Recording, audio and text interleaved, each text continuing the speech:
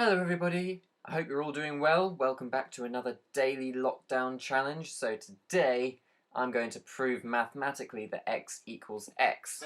So first things first, I want you to look at this triangle. It has three angles, capital A, B and C, and three sides, little a, b and c, and a height of h. Now, you may remember from school that sine is equal to the opposite over the hypotenuse. The sine of A is equal to h over b. And the sine of b is equal to h over a. This implies that b sine a equals h, which also equals a sine b, which in turn implies the sine rule, which is sine a over a equals sine b over b. From this, we can also gather that sine a over a is equal to sine c over c. This is due to symmetry. We can also gather that c sine a over a is equal to sine c. Remember that, it's important. Now, I want you to consider the sine of a plus b. Are you considering it? This is a quick sketch of the sine curve, and this is pi. Remember that pi is equal to 180 degrees.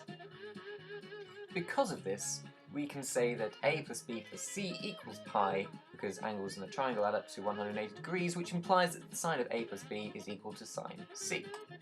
As we have previously established, the sine of c is equal to c times the sine of a over a. Moving swiftly on, let's introduce a new variable. Let's call this lambda. One of the joys about creating variables is they can be whatever you like. 1,000,000, 69, 420, you name it. And for any of those values, the following is true. Sine c, and remember, this also equals the sine of a plus b, equals lambda times c over a sine a, plus 1 minus lambda times c over b sine b. Remembering that sine c equals c over a times sine a. If you want to see my logic for this bit, just pause the video here. Now let's choose a value for lambda. Here's our triangle again, remember? Now, lambda and 1 minus lambda are going to be the ratio of the lengths here. It doesn't matter which way round they are, but for our purposes it's more useful for them to be this way, because lambda c over b is the cosine of a, remembering that cosine is adjacent over hypotenuse. Sorry, 1 minus lambda, that's the adjacent. By the same logic, lambda c over a equals the cosine of b. So, to recap, the sine of c is equal to lambda times c over a times sine a, plus 1 minus lambda times c over b sine b. I rewrite it here in a more useful form. See if you can figure out why before I get to the end. It's because it equals cosine b times sine a plus cosine a times sine b. But Jacob, I hear you say, what on earth has this got to do with x equals x? Well, you see, dear viewer, this merely sets up the maths that is the basis of my amazing proof. Let us imagine that x equals the cosine of 3 theta, theta being an angle, in this triangle. That's it. There it is. Say hi to theta. Here's the sine curve, and here is the cosine curve. Let's use a random point to be 3 theta.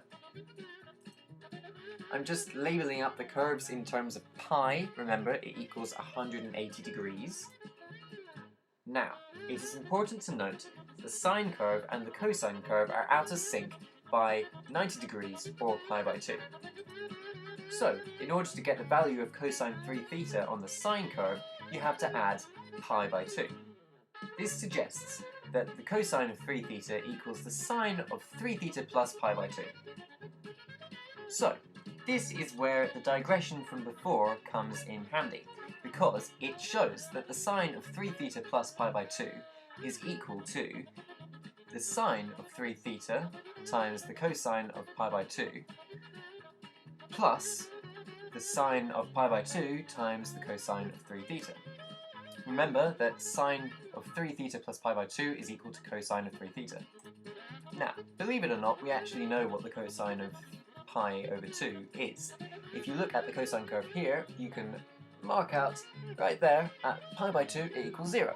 So we actually have sine 3 theta times 0 plus sine pi by 2 times cosine of 3 theta. But look, the sine of pi by 2 is equal to 1. That's the top value of the sine curve. Therefore, we just have 0 times the sine of 3 theta plus 1 times the cosine of 3 theta. So therefore we have definitively proved that cosine of 3 theta equals, well, I forgot I wrote it out again, but it's just so I can cancel it out and show you how it works. So, because cosine of pi by 2 is equal to 0, that means we can get rid of that, and we can get rid of sine of 3 theta. Yeah, scribble it all out.